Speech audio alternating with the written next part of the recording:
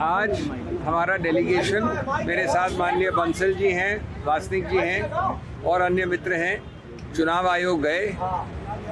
हमने 2-3 अहम मुद्दे उठाए हैं। चुनाव आयोग ने हमें सब्र से सुना। सबसे पहले और सबसे अहमियत वाला मुद्दा है कि एक बेशर्मी से जो वक्तव्य आ रहे हैं कर्नाटक चुनाव के संबंध में, बीजेपी के सबसे बड़े तबकों की तरफ से हमने बड़े स्पष्ट रूप से याचिका और कंप्लेंट की है माननीय गृह मंत्री के विरुद्ध और माननीय मुख्यमंत्री उत्तर प्रदेश।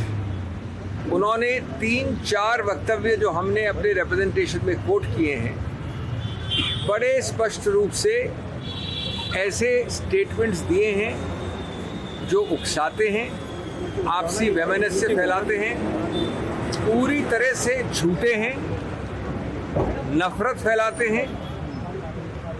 हमारे अनुसार एक में कम्युनल राइट्स की तरफ रेफरेंस है, कई और वक्तव्यों में अल्पसंख्यक समुदाय के विषय में संकेतात्मक बड़ा स्पष्ट कहा है और सबसे महत्वपूर्ण कांग्रेस के विरुद्ध साफ झूठे आरोप कि कांग्रेस ने कहा कि अगर हम आएंगे पावर में तो हम रिहा कर देंगे इन सबको, एक बैंड ऑर्गेनाइजेशन के सदस्यों को। जब हमने चुनौती दी कि बताए कहाँ है कांग्रेस थे अपने मैनिफेस्टो में, अपने बयान में, अपने स्टैंड पे, तो कुछ ऐसी चीज़ सामने नहीं आई। इसके बाद हमने चुनाव आयोग को बताया कि ये आदर्श संहिता का तो बड़ा ही एक नंगा उल्लंघन है,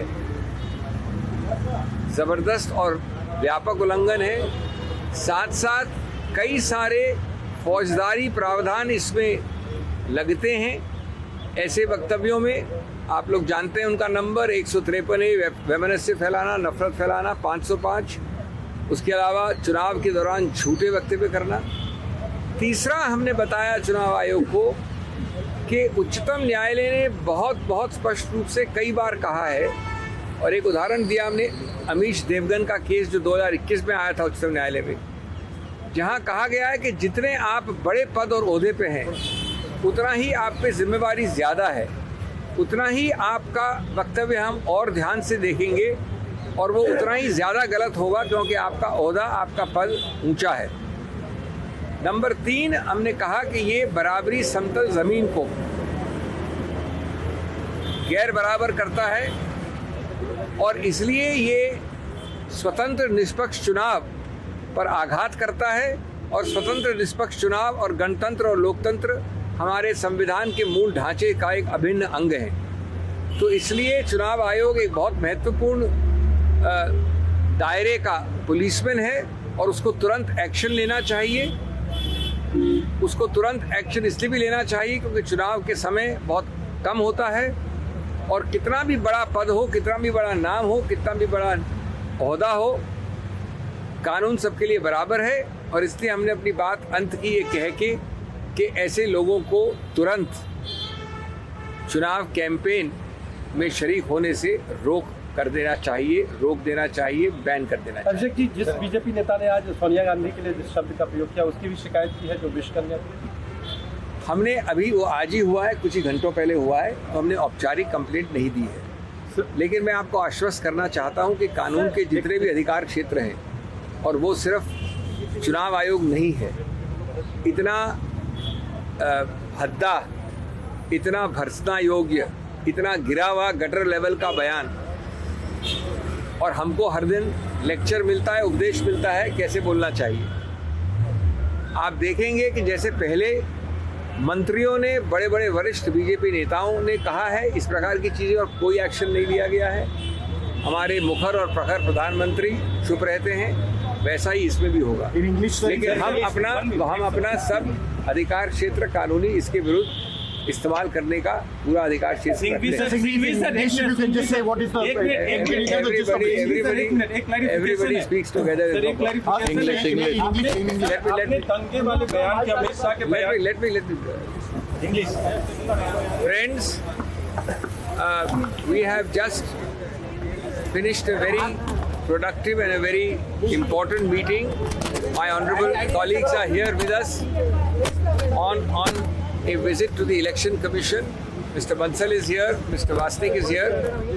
The visit complained specifically of the highly objectionable, blatantly partisan, communal and false statements coming from the very top of the BJP leadership, in particular the Home Minister, Mr. Amit Shah, in particular the UP Chief Minister. There cannot be a higher level than this. They have first and foremost clearly made statements suggesting that the Congress will do this or that if it comes to power, including release of members of banned organizations. So false it is, it has got no basis, but it is done for cheap electoral gain. They have made statements clearly directed against minority communities. There is clearly a self-fulfilling prophecy, as if communal issues can be raised in this manner. We have said that the higher the post, the greater the responsibility, the more the direct policing of the Election Commission. We have quoted Supreme Court judgments which say so.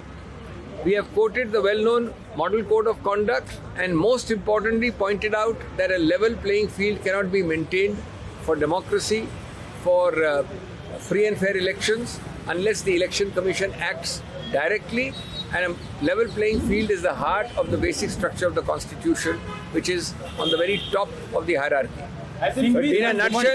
In a nutshell, we have therefore asked for a ban on campaigning on such persons, for prompt action.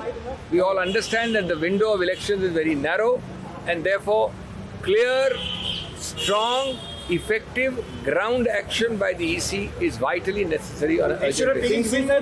After all, an FIR had been lodged. So, what is the reason for the delay? And have they? Anyway, now they have no excuse for anything. We have gone in a delegation and put everything in writing, and we hope and trust that what is preached every day to everybody else except the BJP is practiced upon the BJP now. Singhvi sir, एक clarification चाहिए। आपने UP के मुख्यमंत्री और अमित शाह के खिलाफ चुनाव प्रचार पर प्रतिबंध लगाने की मांग की है, और यूपी सीएम के किस बयान की स्पेसिफिक शिकायत की? मैं आपके रामायण के बाद राम का नाम पूछने वाले प्रश्न का उत्तर कैसे दूं, मेरे को समझ नहीं आया। Thank you thank you. BJP ने मांग की कि खड़गे साहब को बैन किया जाए, उन पर एफआईआर दर्ज। चुनाव आयोग से मिला है उनका डेलीगेट। देखिए, वो जब भी आए, जहाँ भी आए, चुनाव आयोग देखेगा। लेकिन मुझे हंसी आ रही है कि जिस बयान का स्पष्टीकरण आ गया है, जिसके बारे में बड़ा स्पष्ट है कि उन्होंने प्रतीकात्मक रूप से और किसी व्यक्ति विशेष के बारे में बात नहीं की, उसमें इतना हल्ला गुल्ला हो रहा है। और यहाँ गृह मंत्री और उत्तर प्रदेश मुख्यमंत्री ऐसे बयान दे रहे हैं, उनके बड़े वरिष्ठ नेता इस प्रकार के भद्दे बयान दे रहे हैं सोनिया गांधी के बारे में, और यहाँ पर डेलीगेशन वो ला रहे हैं। ये तो मजाक की चरम सीमा है। Thank you.